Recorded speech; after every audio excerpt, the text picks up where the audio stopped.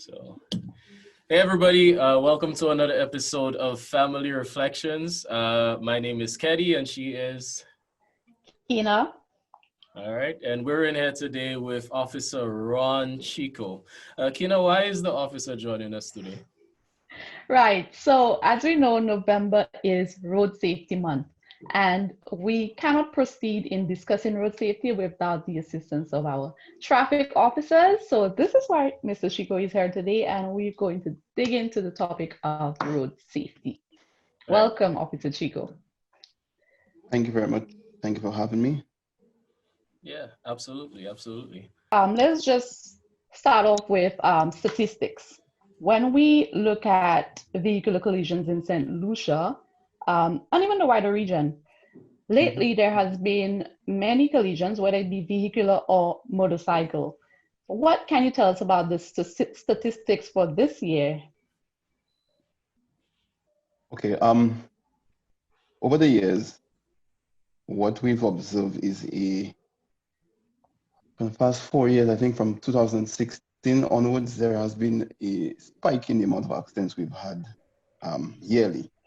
For example, prior to 2016, we normally had about in the region of 650 to 680 accidents reported for the year. Mm-hmm. That has gone up to about 1,200 accidents reported for the year over the years. So it has increased. For example, 2017, it went up to about 750. 2018, it went up to about 870, I believe. 2019, it surpassed 1,000, and it keeps climbing. So far for the year, today is the 22nd, is it, of November? Right, we've recorded about 867 accidents so far for the year. And we're not Wow. even in the month of December as yet. And I would say that because of the COVID situation in the early part of the year, that reduced on the amount of accidents we've had. So I believe if we were not in a pandemic state, we'll have even more accidents. Yeah. Right. So let me just make sorry, Kina. Let me just make sure I'm getting these numbers right because I'm a numbers guy. Mm-hmm. You said prior to 2016 there was an average of how many accidents per year? About it was about 650 to 680 accidents a year, reported accidents. Okay. And be mindful that is only for the Castries district, Okay. That's only for the Northern district. We don't have the statistics, and I don't have the statistics island-wide. Mm-hmm. But for our central location in the city or in Castries is about 600, and we have seen that almost doubled over the past few years. The amount of road accidents we have. Holy. Yep. And it's telling. Yep. And you're saying that this is just a Castries Basin thing. Yeah, this is a Castries Basin thing, from the Badlil to Grosley. So I've always been thinking that, and I always tell people this as I drive along the roads. When my parents started driving and when my father started driving, there were a lot less vehicles on the road, right? So there were sometimes some bad driving habits that you could get away with and kind of smile like, oh yeah, maybe I shouldn't have done that, But now, I see a lot more vehicles on the road. I see a lot nicer vehicles on the road too, but that's a different conversation. But is that really where it all comes from? Just more vehicles being on the roads? Well, that is one factor. I mean, more vehicles. I mean, we have a lot more vehicles on the road compared to maybe 20 years, 15 years ago. Mm-hmm. But also another factor is we have a lot of new drivers. We have a lot of young drivers. And I mean, that is, my experience, I've been at traffic department for the past 14 to 15 years. And I can tell you a lot of our accidents are investigated. A lot of the causes are based over or factored upon inexperience is one, especially among the young drivers, and driver habit. I always say driver attitude. Our attitude behind the wheel plays a very big role in, causations of accidents on our roads. We have a serious problem in St. Lucia. As drivers, we have a serious problem. And I was coming to that. I was coming to that in terms of there needs to be an attitudinal change with Oh yes, drivers, most whether it definitely. be vehicular or motorcyclists, especially motorcyclists, because when we look Mhm. at the trend in collisions for motorcycles, it is alarming. Right. And we realize, So, sorry, Like life. mhm, mhm. Go ahead. mhm. Yeah, I was saying we Well, realize over the past few months an increase in the amount of motorcycle deaths we've had. Yeah. Motorcycle crashes which results in persons losing their lives. I mean, that is just ridiculous.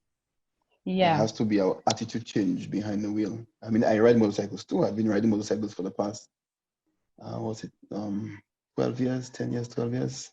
And the kind of riding I do, you can't compare it to the kind of riding these guys do on the road. We do a lot more dangerous It's a riding, daredevil trust me. life. Right. And yet still, but it has to do with attitude changes, Hmm. behind the wheel on those motorcycles. Unless we don't have that, we'll just continue to have collisions, fatalities, you name it. Yeah, because everybody seems to be in a rush to get somewhere. Yeah, that's a problem, Right. I mean, I do not know what is wrong with, I mean, gosh, man. I mean, you're driving, for example, let me give you an example. You're driving, you're approaching a junction where you must stop. But somebody who is behind you seems to be in such a rush that they will overtake you Hmm. right before a junction and just to come to a stop. I mean, what is the rush? Right. What's the I rush? see a lot of that. Yes. So I see an opportunity for us to really empathize here with a lot of people as well, though, because you're someone who has a motorcycle, or you have been riding for years, Yes. and Mm-hmm. so very often people who try to talk to bikers and people who ride, they don't ride themselves, so they come in Exactly. and they say, "Oh, guys, let's say motorbikes are, you're always Yeah. causing trouble on the road." But you are actually a rider, so you A are rider myself. uniquely, yeah, you're Oh yes. uniquely positioned Oh He's yes. to, better positioned, yeah, yeah. Yes. And I can tell you, I mean, I've investigated accidents where with motorcycles, persons have died or injured. And a lot of the times, it's just the careless and reckless actions of those motorcyclists, on those motorcycles. I mean, as a rider, you should know, one, that you're on a small vehicle, which is a motorcycle. Hmm. So the likelihood of drivers to see you is much less. And a lot of motorcyclists are not even aware that, for example, your headlights on a motorcycle are supposed to remain on at all times whilst you're riding. During the day, your headlight is supposed to be on high beam. Why? Because when you're riding, because of the size of your They vehicle, need when to your see headlights are you. on, a driver can easily see you either from his rearview mirror or from ahead approaching. interesting. And if you look at modern motorcycles, actually come with a function that the lights don't go off. Period. So as long as you start the engine, the lights come on. The only thing you can do is high or low beam, but you cannot shut the light off.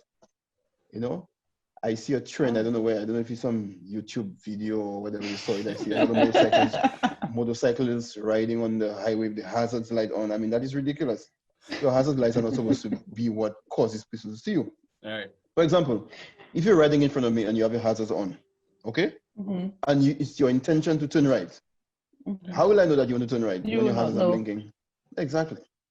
So, you know, So Yeah, so I'm glad you shared that tidbit about the lights always being on, because that's something that I yes, wasn't aware of. Because yeah, it I has to be always on at all wonder, times. I don't get to see the motorbikes just come from behind, and they're right next to you, and then they're in front of you, and sometimes they just Right. immediately Yes. slow down in front of you. Right. So it's just a lot of carelessness. But in addition Mm-hmm. to that, do we currently have defensive driving classes for motorcyclists on island? Not that I know. I know that I think they take the ordinary defensive driving, because basically the rules of the road for riding a motorcycle or driving a motorcycle and driving a vehicle is the same thing. Mm-hmm. You have to practice the same, caution. You have to obey the same laws, because the motorcycle, as is legislated, is a motor vehicle, so Mm-hmm. it falls under the same category as a vehicle. Yes, I mean riding. It involves. It's different because a motorcycle is not a vehicle. Sorry, a motorcycle is not as big as an ordinary car or pickup or whatnot. Mm-hmm. But you have to, as a rider, you have to obey the rules of the road, just like an ordinary vehicle. So I believe that I think they should have something specific for motorcycles. Mm-hmm. Okay? Yeah. Because the way that you ride a motorcycle is different from that of a vehicle. For example, I'll give an example. We look at motorcyclists, they're always straddling traffic. Okay? Mm-hmm. Right. So if you're a motorcycle and you're straddling traffic, there are certain things that you must look out for. One, for example, if you're straddling traffic and you realize... Just a moment. I want to make sure Sorry. that the listeners really understand what exactly you mean by straddling traffic. Right. So they're riding alongside traffic. Instead of riding behind a vehicle that is ahead of them, they're riding alongside or basically overtaking a line of traffic. Right. So like in between vehicles and stuff like that. Right. Right. Yeah, okay. Right. So you're driving or you're riding alongside traffic. You realize, for example, a minibus stops in the road. What comes to mind? One, somebody may be disembarking the vehicle. Mm-hmm. Okay. And that person will most likely want to cross. Understand? Yes, two, the vehicle might stop to allow someone to cross. Understand? Now you're riding alongside the right side of the vehicle. There's no way that you can see what the driver of the minibus is saying. You know, and we have had a lot of crashes like that where people just ride like they just don't care. You know? Okay. And these are the little things that you must, as a rider, you must always practice. Look ahead, you look. If you, for example, you see a vehicle stop along the road, before you overtake, look beneath the vehicle. If someone is crossing, you can see the shadow is walking. You know, these are little tidbits and little tricks persons can use, you know, to have a safer riding experience. Okay. And that comes with experience too, I can tell you. But even since you touched briefly on that pedestrian aspect of things, let us now look at the opposite, right? But although we're still road users, so we're going to pedestrians basically. Pedestrians have this thing where they believe that the zebra crossing is their safety zone, that they can use it as they please, they can walk leisurely, they can chat on their phone and walk at their own pace crossing and all of that, or just cross at any angle. How do we implore citizens to use the pedestrian crossing better, and how are they supposed to be using the pedestrian crossings? Right, so that is a big problem we have again with pedestrians. The proper thing to do when you get to a pedestrian crossing, as a pedestrian, you need to stop. If the traffic is traveling both ways, you need to look both ways, and you need to wait until both approaching vehicles have stopped. If it's a case where it's a one-way traffic, let's say, for example, Bridge Street, near Blue Coral Mall, right? Traffic travels in one direction, that's southbound along Bridge Street.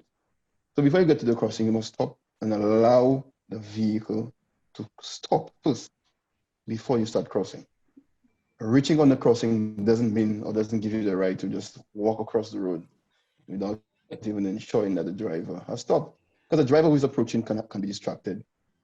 He may have not seen you, and it happens all the time. I've almost collided with pedestrians for that same reason. No, I see you smiling. No, the reason why I'm laughing is the level of entitlement and sometimes anger you experience when somebody's crossing is amazing. Yo, you get to someone crossing the road, right? Crossing the street, and the person will turn at you and give you a mean look. Watch you. And they watch you. Like, where are you going? Or they'll say something, you know, they'll say something under their breath. You don't see me? You know? Or something. I'll give an example which happened to me last week. I was driving that same street, and I was having a conversation with my colleagues. And this lady just walked across the road, literally just walked across the road. I had to jump my brakes, you know, because she was walking towards the crossing, and she just jumped from the curb onto the crossing. And imagine she walked across my car, her head is down, she hasn't looked at me yet. There's a minibus going down towards in the opposite direction. The lady literally almost walked into the side of the bus, and her head was still down. And she's still not at watch y'all. Was she on her phone? No, I probably thought I probably said that she was going through something that day. She was maybe distracted or she's stressed out. Because I don't understand how. literally the lady almost, her nose almost hit the side of the bus, you know. You know, the bus is, Oh my and goodness, I don't want to she laugh. just paused like for 2-3 seconds. Ooh. The bus passed and she just continued to walk. I'm like, wow. Yeah, I think a lot of it is just not understanding that, we are driving around these machines that weigh Exactly. hundreds and thousands of pounds. 3,000 pounds, exactly. And what if my brake system fails? Exactly my point. That's why you need to stop and wait for the driver to stop, because sometimes the driver at that time can suffer a brake malfunction or something, and his vehicle cannot stop, and he'll just simply run over you. You know, and another practice I've seen again, and you see that you see parents, for example, who are walking with their children in the city. The crossing is, let's say, about 5 meters away, and they will attempt to cross the street with the child, holding the child. Now, when you are not there, what do you think is going to happen? The child is going to do the same thing. Yeah. So you see, it starts from young. We need to practice. We need to teach our children from very young to do what is right for their own safety, because you're not going to be there all the time. Right. So if you teach them what is wrong, when you're not there, they're going to just continue to do what you have been teaching them. Right. But another thing, Keddy, were you going to say something? Sorry. No, you go ahead. Oh, another thing with the pedestrian cross, right? What is your view on? Okay, so I'm at the pedestrian crossing, and a driver he's coming with a speed and he just hurls me like cross without consideration for somebody overtaking or anything of that nature, to give other road users the fact that there's somebody that's going to cross, and somebody probably overtakes or anything of that nature. Have you ever witnessed something like that where other drivers are motioning for pedestrians to cross? Yes, like I'll give you an example by the airport. By the airport, there's this crossing there. Which now remember, airport? you are right by the roundabout at VG. Okay. Right. It's right by the roundabout. Right. Not even so far. The one next to Shamarga station on the main road. Oh, okay. Yes. Right. That's what. Right. So you have 3 lanes of traffic: 2 going northbound, 1 going to Castries.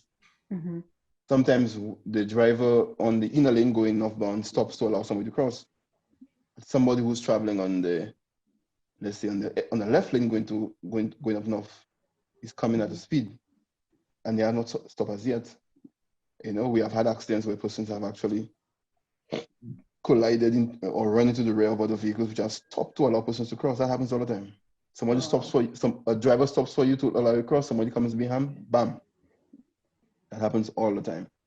So that is why even you, as a pedestrian, before you even cross, you're ensure, you should be aware that there are 3 lanes of traffic. Even if one driver stops for you, make sure that the other 2 stops before you even attempt to cross. Because like I tell pedestrians, I've never seen a Lexus or a Honda or a Mitsubishi at VH with drips. Okay? Right. Because if you have a damaged fender, you can easily go and buy a new one and replace it. If you break your leg or you break your spleen or you paralyze, that's it for you. Right. Absolutely. Yeah. We tend to think we're made of iron. Yep. Yeah. This just came to my head, and I want to ask before I forget. What do you think about self-driving vehicles? One of the ways that people have been selling the whole concept of self-driving vehicles is that this is going to be so much safer for our roads, so much safer for our societies, and they're using artificial intelligence, they're using machine learning to really make our roads safer. At least that's what is being sold to us. What do you think about that and the potential of that? Well, I've never thought of that being here.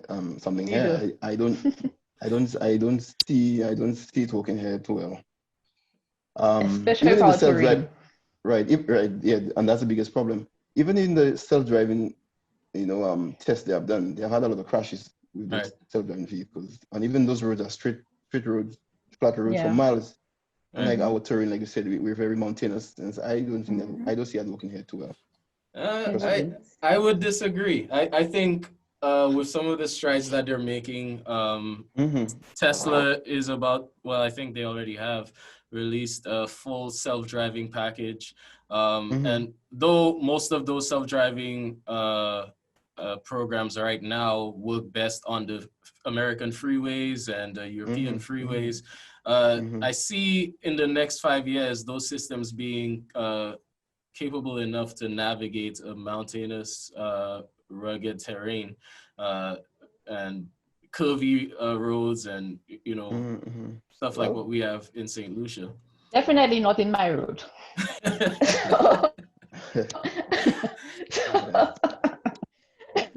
And I don't think anybody would want this type of expensive Teslas down here on these road conditions. So I don't know. yeah. We'll see. We'll see what happens.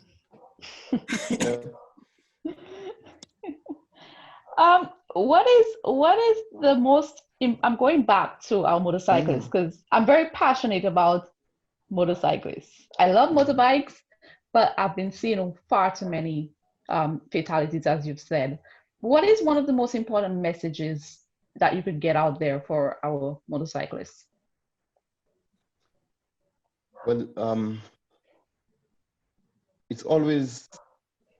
I always encourage motorcyclists to ride with the intention of staying alive. Okay? The motorcycle is fast. It feels nice. Trust me, riding a motorcycle fast. I've been there. It feels nice. Yes. But compared to an ordinary vehicle, I mean, the likelihood of you crashing, I mean, is way up there. And it is so easy to crash on a motorcycle. You wouldn't believe. Wet road conditions, for example, especially these days, you realize how the rain falls. It might be raining in one location, and when you get to somewhere else, it's dry. Right. Yeah. So let's say if you're driving somewhere, you rent somewhere that's dry, and then you just encroach on wet road. That can throw you down. Oil. We have. I think I don't know if you heard the news. I think they had to close the Shock Highway last week because of oil spills. Right. Sand. Wow. I didn't even hear. I don't know about that. Yeah. Yes. I don't know who was. Maybe these guys carry those oil or those diesel in those drums in those trucks and just wet the road. Spill all over. Right. As a motorcyclist, you need to be aware of all of these things because these are the things which can cause you to crash, cause you to seriously injure yourself. Also, we need to ensure that we always drive within the speed limit.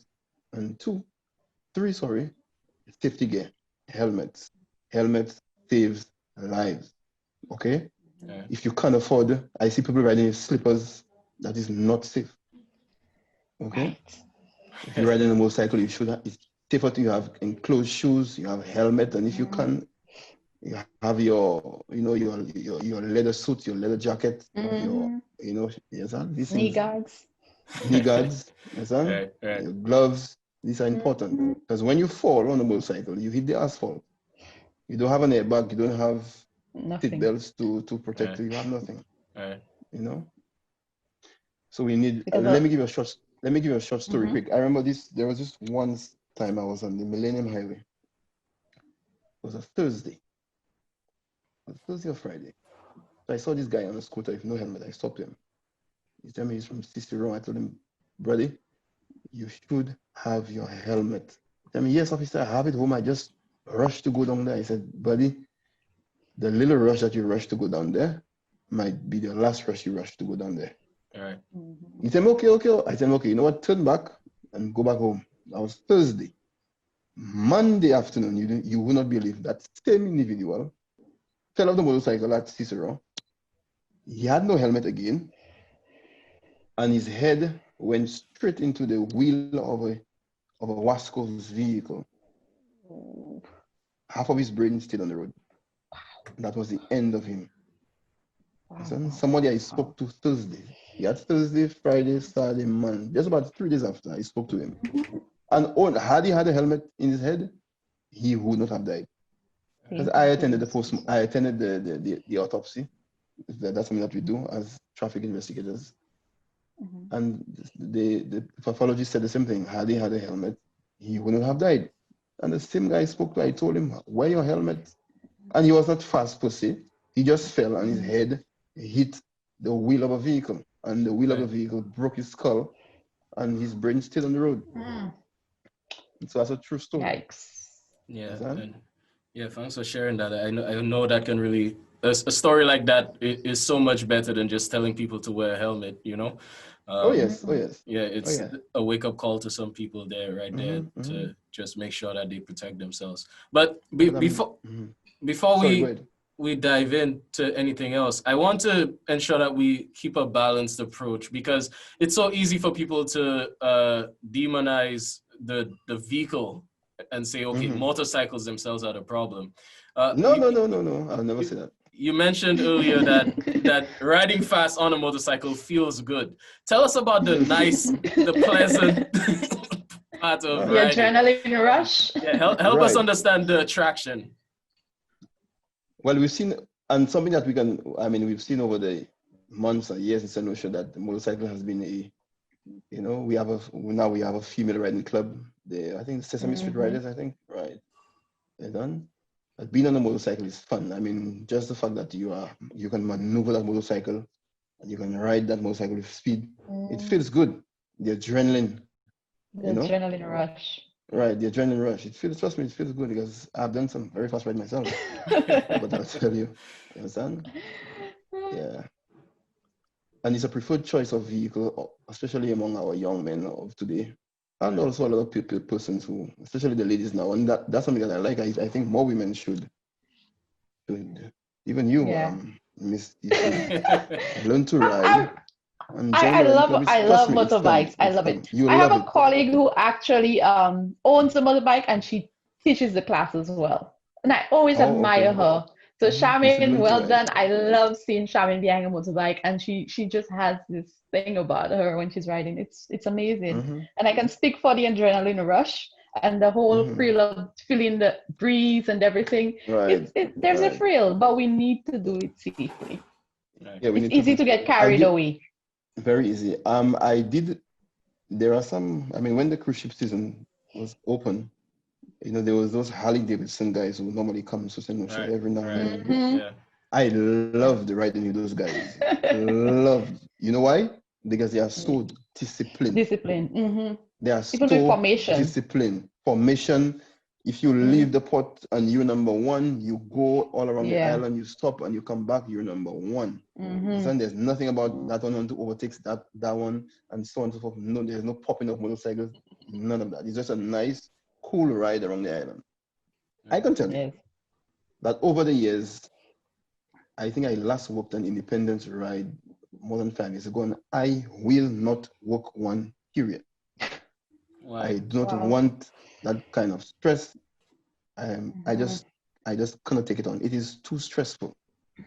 And because why you have so many bikes. Is it difficult keeping them disciplined when they do the? Yes, that's the problem.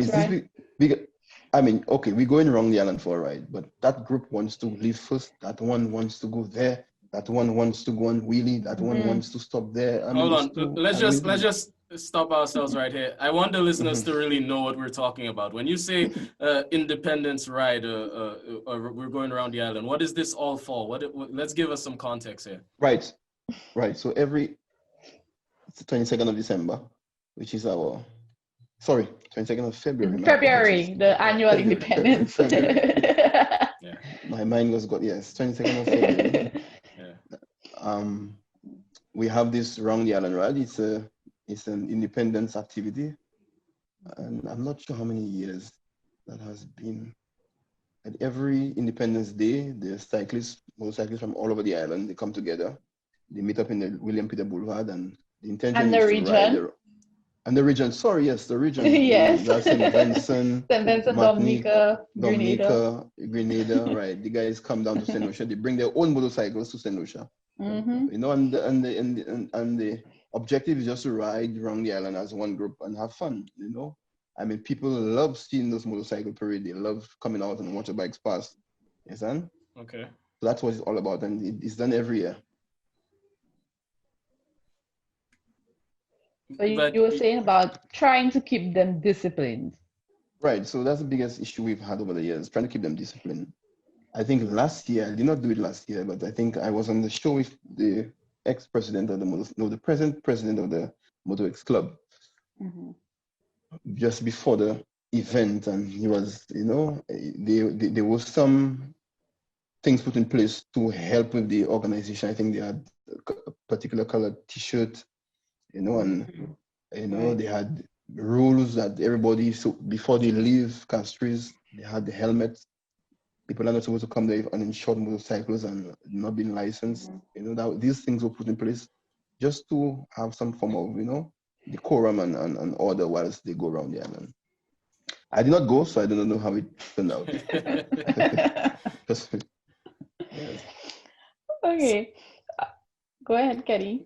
Oh, I was just going to ask, is another part of the appeal, because we talked about the feeling, right? And, I've heard that, I've actually read a motorcycle myself. I like the feeling myself. But what I've heard it described as most often is it feels like you're flying, right? It feels like you're flying, almost, right? But I was wondering if another part of the appeal of the bikes would be economic also. So you're a young man, you just left A-level, you left SAFA, and you have enough money for a nice bike, but you might not have one for a sports car, right? Right. So I was wondering how although much good bikes, although good bikes are expensive. Like 20,000 up. Oh yes, and up. Oh yes. Yeah. But it's economical, like you said, especially in fuel. Right. You burn less fuel. It's smaller. They can maneuver it. Right, maneuver it easier than an ordinary vehicle. Yeah. And I think that is one of the reasons why it appeals so much to the young men. Because they like to ride those bikes, and you see them weaving through traffic and driving through traffic. You don't have to stop. You don't have to so stop. They can go in any hole in St. Lucia, basically. Right. Yeah, man. That's why you get bike life. Yeah.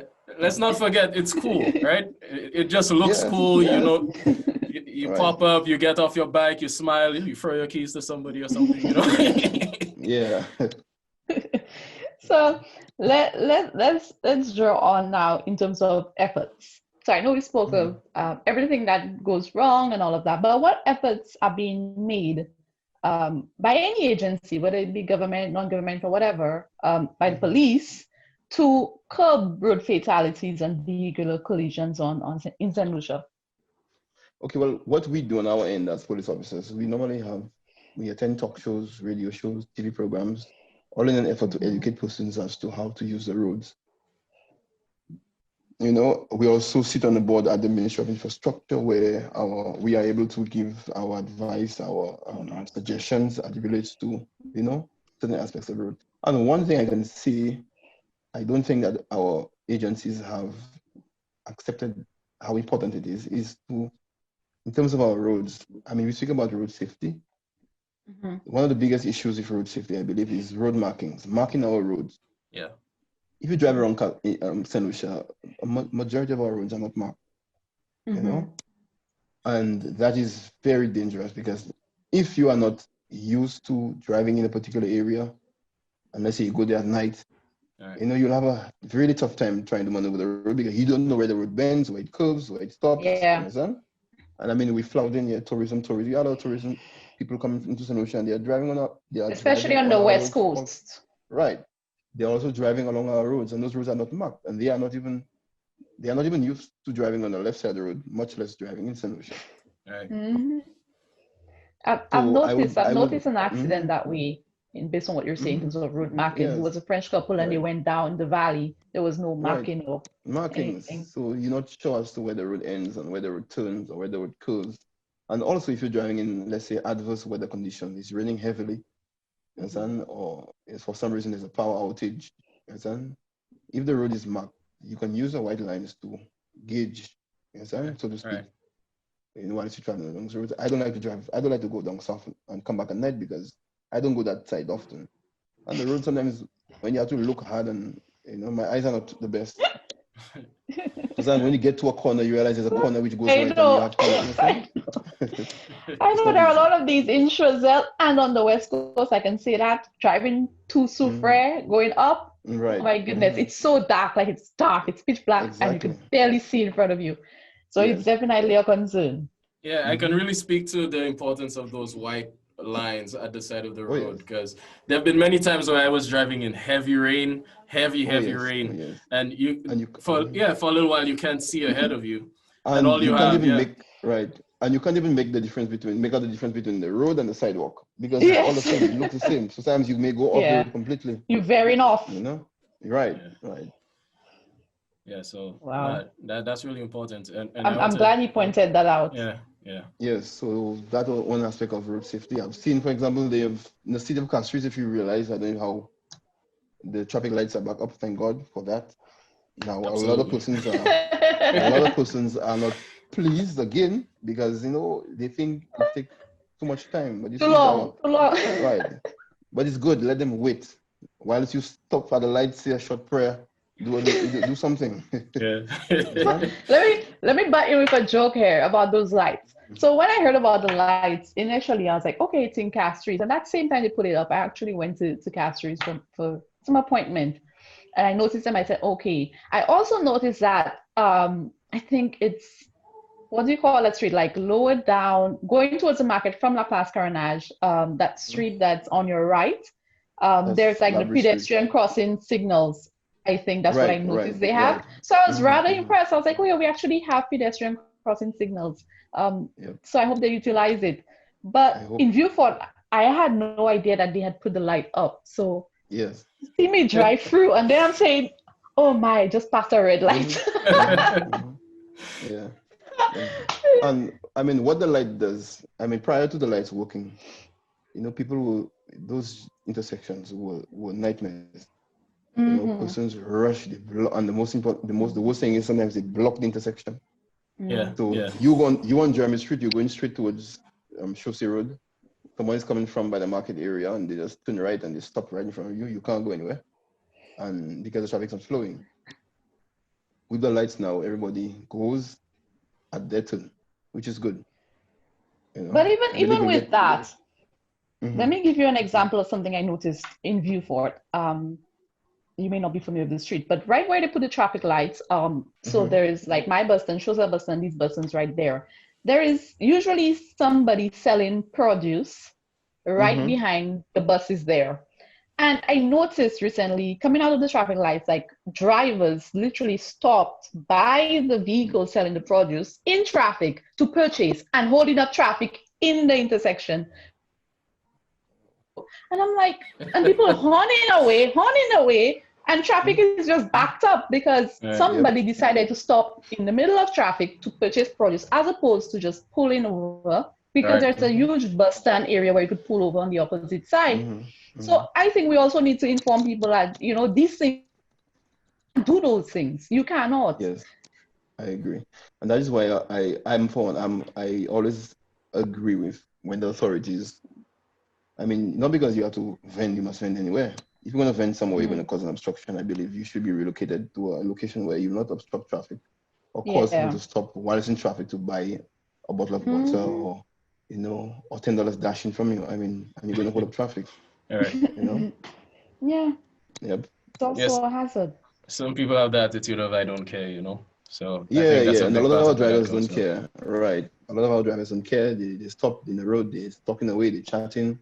It's like you're going to wait, you know? Right. I don't know. So I want to talk a little bit about the freedom to drive, right? Freedom on the road. So Hmm. I lived Mhm. a large part of my life in the United States, right? But I grew up in Okay. St. Lucia. I recently moved back. Um, as a driver in the US, especially as a black man in the US, you always have Hmm. this Hmm. slight tinge like, oh, better watch out. You always have this Hmm. thing like there's Right. somebody right behind your back just waiting for you to mess up. When I come Hmm. come come back to St. Lucia, I don't have that. Right? I Right. get I Right. hop into a vehicle and I just Hmm. drive and I feel nice. I don't feel Hmm. restricted as I Restrict. might Hmm. driving Hmm. overseas. But I think with the enforcement or greater enforcement of traffic law in St. Lucia, people might start to lose some of that. So Hmm. how do we strike a balance there? Is there a balance that we can strike to keep that free feeling while also Yeah, I mean, all you need to do is one of a few things. One, ensure that your license is paid.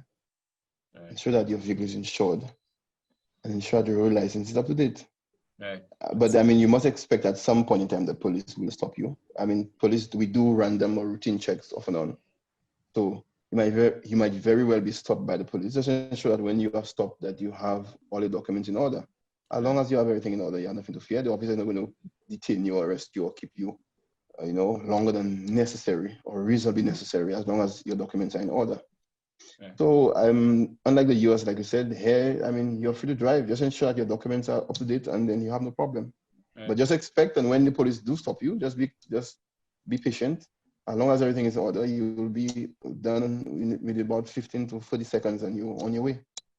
Okay. And Can more road checks, sorry to butt in, but can more road checks be part of effort to reduce road fatalities and vehicular collisions, especially when it comes to roadworthiness of vehicles?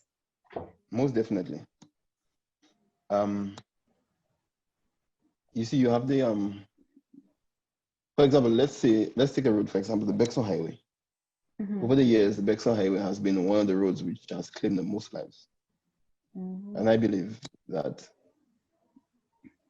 if we had more frequent checks along those highways, I mean, the fact that your presence is there, I would not say it instills fear in people, but when you are on the highways patrolling, people are on their P's and Q's. Yep. Somebody will drive from Soufrière to Bexon without a seatbelt. The moment that they see you, the first thing they'll grab is a seatbelt to put it on. Why? Because they know that they don't have it. Also, I mean, with our preliminary checks, for example, when you spoke about the vehicle checks, I mean, we don't go under the vehicles and inspect every nut and bolt, but I mean, in short, as long as, I mean, we hope that the vehicle inspectors who inspect those vehicles on a yearly basis for the renewal of the insurance, they do, I see you smiling, but they do what they're supposed to do. And that is to have a proper and thorough inspection. Now, I've seen how they inspect, trust me. Let's not even go there. I've seen how they inspect and tell you, especially for example, our motor omnibuses. I believe, for example, this is why I'm that smiling. our motor omnibuses, I honestly believe that something needs to be done in terms of having a more thorough inspection of those vehicles. I know in some countries, I think those vehicles have to go through, I think they call it a 21-point check, I think, something of that sort, where they put your vehicle on a ramp. Everything. And they'll pry your ball joints, your sway bars. And you lose marks. You lose marks. Yeah. Listen? But that is not done here. Here is just No. turn your headlights, looking blow your good. horn, put on your wiper, press your brakes, put in reverse, and that's it. Yeah. And somebody isn't. And that person can be driving on the road. He has a rotten axle, which is just a matter of time before it breaks off. And we have had instances where minibuses have driving on the road and the tire just broke off the bus and just, while you're driving, you've seen your red tire passing you on the road driving. Your son. And just for the listeners, I want to clarify that I want to make sure they understand that we're talking about the public buses, public buses, yes, transportation. And I also believe, up to this week, I was having that conversation with one of my colleagues. But again, we're a small country. A lot of our buses on the roads, in my estimation, are too old.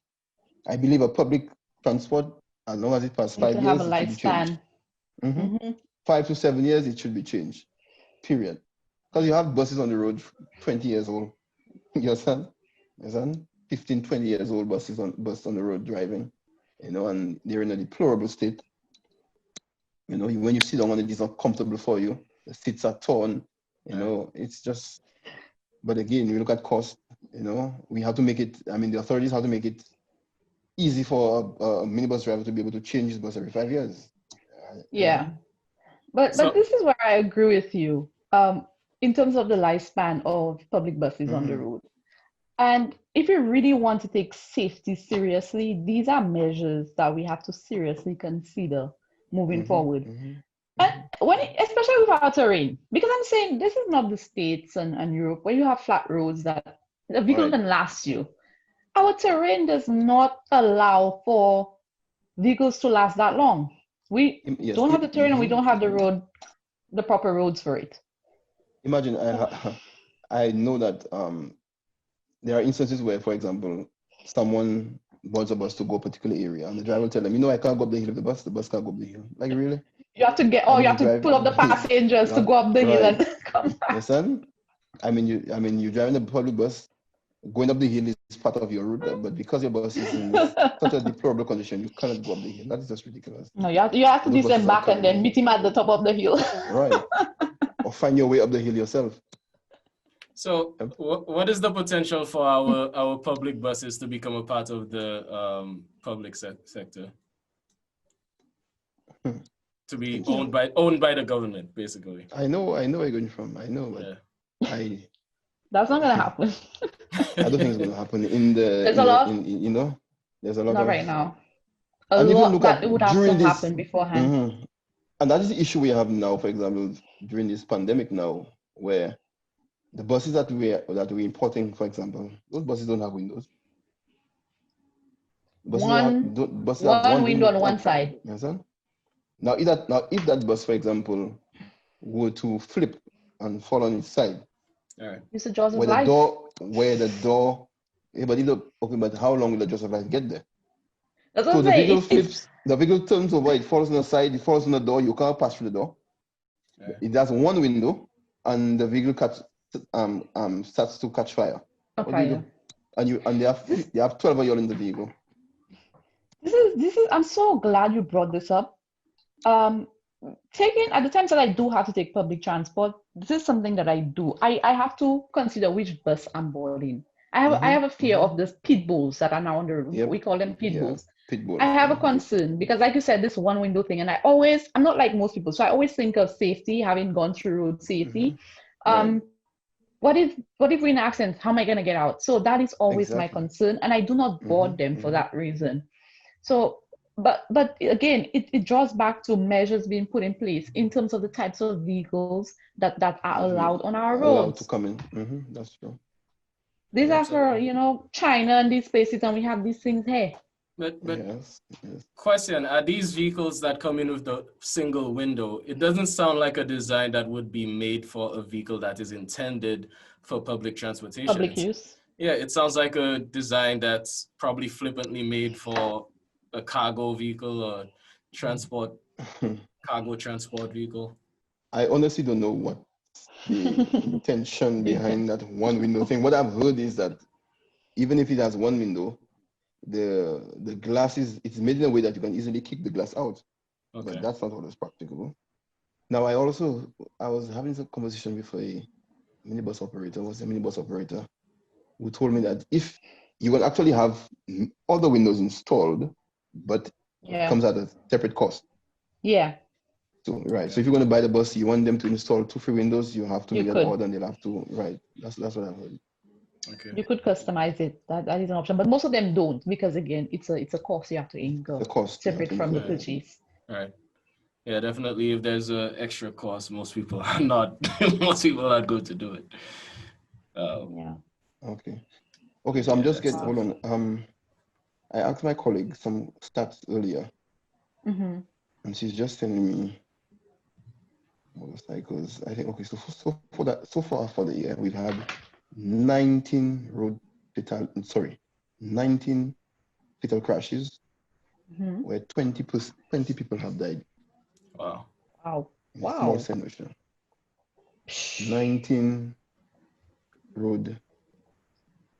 19 fatal accidents with 20 fatalities. And that would include both motorcycle and vehicular. Yes, both motorcycle and vehicle. I'm trying to find out if you can give me before our time cuts off motorcycles separate. But it's high. I know for sure. 20 people have died. 20 people have died, and that's 20. In our small island. Small island. Yeah, it's the kind of thing where, there are many people that are afraid to fly, right? When we drop off our loved ones at the airport, we hug them a little tighter than usual because we're afraid of what might happen. Afraid what happened. But really and truly, every time your loved one enters a vehicle, just a regular car, a van, a truck, you should be hugging them even tighter because it is a much more risky activity than flying is. Right. Yeah, so that's why I emphasized earlier that driving habits our attitude behind the steering wheels has a lot to play with us saving our lives and saving the lives of other persons. Yeah. Something I often tell my relatives and loved ones is a lot of the reason why I think a lot of accidents happen is because people take the speed at which we're traveling for granted. Just if you really sat down and really understood the physics and the speed at which we drive, then you would take it a lot more seriously. And the thing is, a lot of us grew up with vehicles in our family. We would take buses to school. So we're desensitized to the power and speed that we harness every day for our transportation. So yeah, this is a very needed conversation. Kina, I think you're about to say something. No, you always speaking, and I was like, but even with the bus drivers, you see, it's like a race. It's a competition to get to the peg. Yes, that's Even why I with, don't it's like they're carrying potatoes or something. I don't know what they're carrying, but it's not human beings. You know what I have done to protect myself? I have actually purchased I purchased twice the dash camera. I think moving forward, you know, I'm the kind of techie person. I think I would suggest to anybody that it's cheap now. You can get a dash camera for about $35, a good quality one. You install it in your vehicle so it records all the time. Because I can tell you, I have been in 2 accidents, and both times my dash camera is what has redeemed me. Wow. Okay, that's good. Trust me. And I think moving forward, I think we should go down that direction. And I will appeal to all drivers: invest in a dash camera, because you see the craziness on the road every day, every second of the day. You know, and sometimes, you know, if you have a dash camera and you have footage, it might even save you. Because the police we can now review those cameras and see, okay, yes, this guy was actually the one who was doing whatever, and so on and so forth. Right. So Rather than take word of mouth and all of that. Right. Yeah, I but can definitely. Speaking of dash cam, sorry, Keddy, we currently have CCTV, right? Installed in some places in the north, like the Groseley Highway or something like that. Right. Okay, so that also is helping curb the situation when it comes to vehicular collisions. Yes. Because sometimes when for example, we are at accident scenes at particular locations and we are not sure as to what happened, we normally communicate with the CCTV personnel, and then they will allow us to view the footage, so we'll have a better, understanding of what transpired.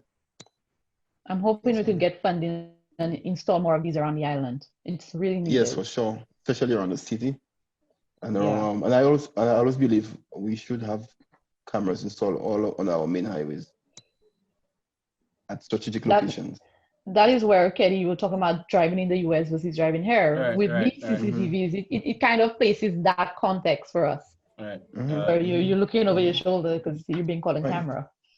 And it can help us in solving crimes. One thing we need to understand is, even in crime, people use transport to commit crimes.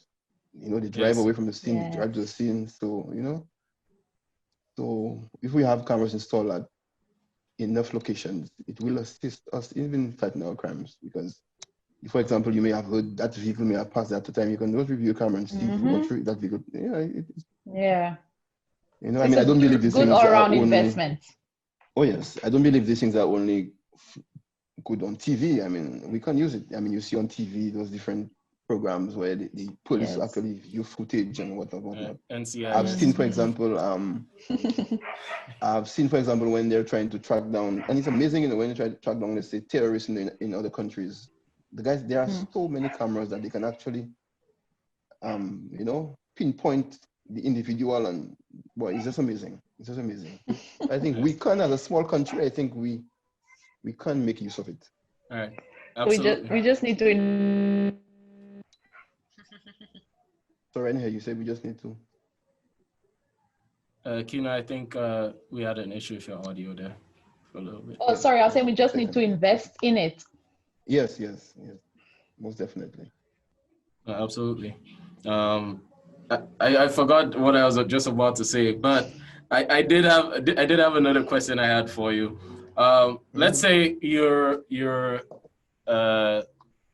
patrolling, or you're parked somewhere as a traffic officer, and you see somebody driving towards you, right? The person doesn't have a seatbelt on.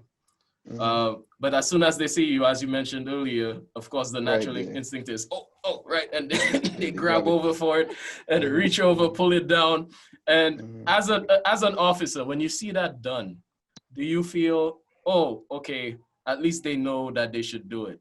Or do you feel, oh, you know what? Let me get you. Let me pull you over because you knew you were supposed to have it on the whole time. And now let's fix this, right? What's your reaction? Is it better to put it on or better? Because what I've been told is that when you see an officer, whatever you were doing wrong, just calmly continue to do it. Because if you stop, you I was increase your told the same chances. thing. Yeah. Exactly. So what are your But thoughts sometimes on you might that? sometimes you might be approaching the officer and the officer not even realize that you're not wearing the He did seatbelt. not, But yes. because of your sudden reaction to jerk, you know, and the worst thing is, I mean, when you jerk on the seatbelt hard enough, it will not come down. Right. You know? Yeah, it locks. But I mean, I always encourage persons, one, you should wear your seatbelt. Even before, I always preach to them that even before you start spraying your key, first thing you should do is put in your seatbelt. Even before you start your engine, put in your seatbelt. So yes, I'll stop you. I may or may not ticket you. The discussion is left to me. Right. You know, most times I go into questions. So how are you today? Where did you come from? Oh, I just left by the gas station over there. Oh, but I came from home. Where do you live? Oh, Babono. Oh, so you were driving from Babono to Castle. You had a seatbelt. I say, oh, officer, well, you understand? Yeah. But I mean, I always encourage persons to wear seatbelts at all times. I, as officer, I use sometimes I do use discretion, but sometimes I believe there are times where persons have to, because I mean, the fact that they see you and the first thing they do is they grab it is because they know that you're supposed to have it and they don't have it. Understand? And it's an offense, which you can be charged for. Wow. Yeah, so I think the answer there is just calmly continue to drive and hope for the best. And hope that I don't see you. And when you pass me, then you can put it on. So let me ask you, what is the most because I know as an officer, you have so many stories. You've seen a lot of things over I think you said 12 to 15 years that you've been. Yes, 14 years I've been at traffic department. Wow. So you've been at this job for 14 years and you've seen a lot of stuff. Oh, yes. So can you share, is there anything that you can share with us what are some of your crazy stories? Crazy stories, traffic-wise, I will tell you honestly, it is the kind of accidents that sometimes I have to attend to. There's one accident in my history which really broke me. It brought me to tears, actually. I just could not hold it back. And that accident happened on the Bexon Highway where the two children who died? Two children died. Oh, I remember. Yes. Yes. And I think what broke me down the most was the fact that when I got to the scene, they had already brought two of the children to the hospital. The driver was already dead. And there's this one child who was pinned. The child was about 2 years old. The child was pinned between the dashboard and the front seat.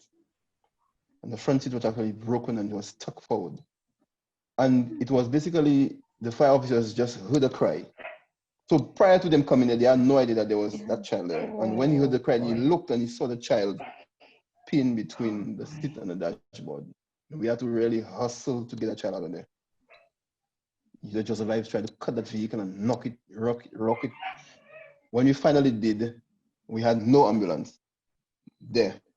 All I was there was my the vehicle I came with, which is the blue Subaru car. That night, I turned that vehicle into an ambulance. Oh my! I told the fire officer said, but we have no ambulance. I told the fire officer, well, let's use my car. Let us go. We need to get the child out of there.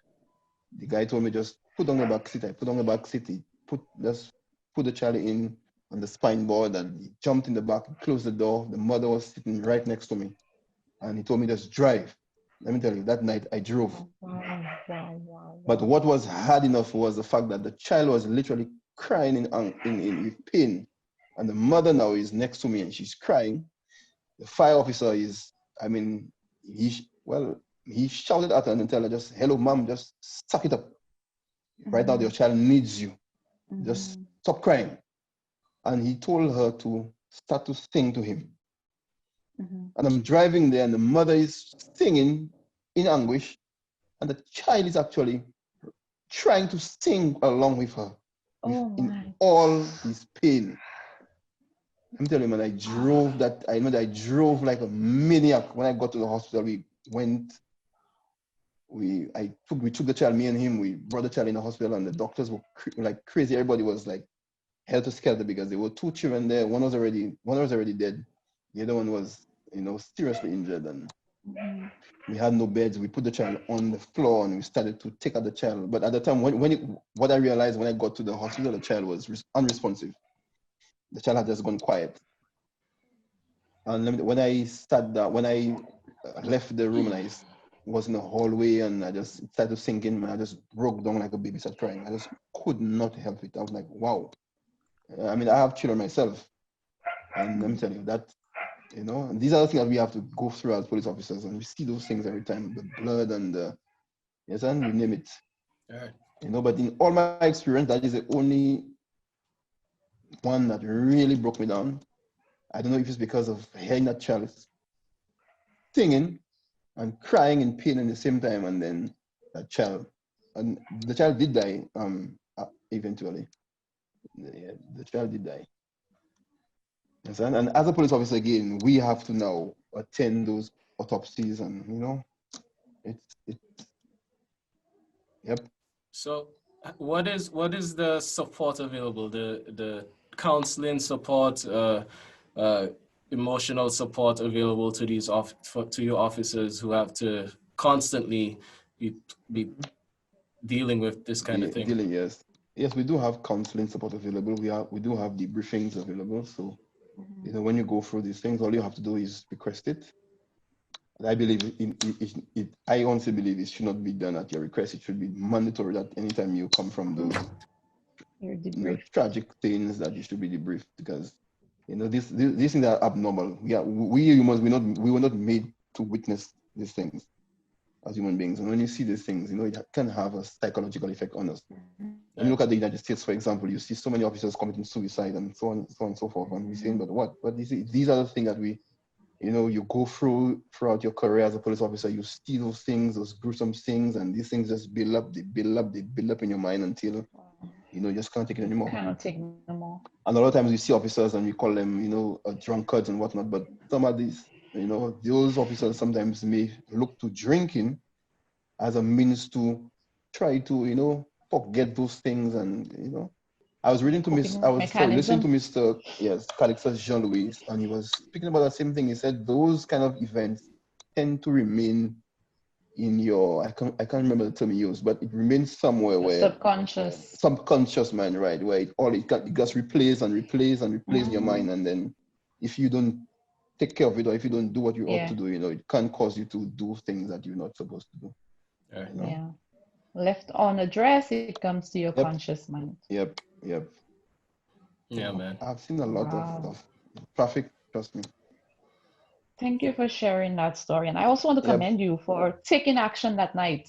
All Oh right. yes. Just All right. use That your night vehicle and do what you I have to said, do. we need to get that child to hospital. We'll have to use my car. Let's go. All right. And Yeah.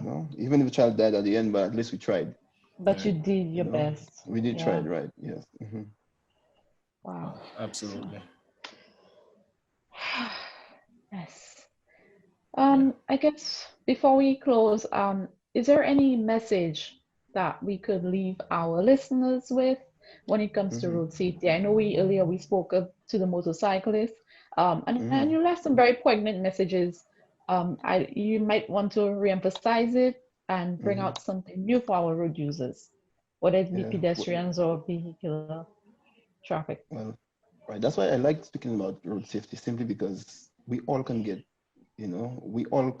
play a part, because we have pedestrians who form part of traffic. We have motorcycle riders. We have omnibus drivers. We have passengers on board motor vehicles. We have horseback riding. We have cyclists, pedal cyclist riders. We all have our part to play as it relates to road safety. I mean, we see time and time again the effects of crazy accidents and speeding. It just doesn't get you anywhere. I mean, if you're late, you're late. You can't be, you're late. Any You later. understand? Right. You can't be any later. So my appeal to drivers is, we need to adhere to the rules of the road, especially the speed limit. We need to understand that those vehicles can become a weapon of mass destruction. Okay, because when you have vehicle traveling at 60, 70 miles an hour, weighing 2,000, 3,000 pounds, let me tell you, the amount of damage you can do to ourselves and to others innocently. And I've seen it before. I've seen innocent persons on their merry way driving or walking along the street, and some maniac comes, and because he was driving too fast, he lost control and killed that person. That person has a family, they have children, they have parents, you understand? That's one life that can never be regained. My appeal to all road users is, we all have a part to play. We all must ensure that whatever we do, we put our safety first and also the safety of others. And if we all play our part, trust me, we'll have 0 road fatalities. We'll have 0 pedestrian accidents. We always need to just do what we need to do. Motorcyclists, wear your helmets, wear your safety gear, get your bike license and insured, and make sure you are licensed. Pedestrians, when you cross the road, remember, a vehicle cannot always be repaired with a knock of a hammer and some heat. But when you break your leg or you fracture your spine, that's it for you, or you lose your life. These are things that people need to understand. It's not a joke. It is really not a joke.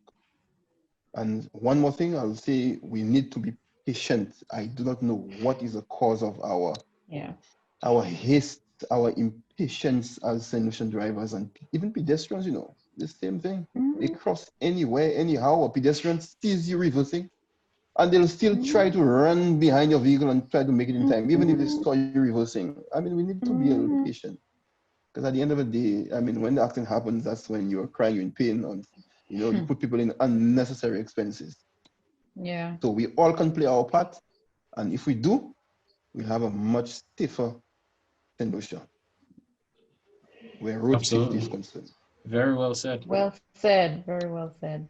So you heard it. We all have a part to play. And I'm so glad that you mentioned that it's not just motorcyclists or people driving their nice cars. It's horseback riders, it's cyclists, it is pedestrians, Everybody. it is all of us. Everybody have their part to play in this.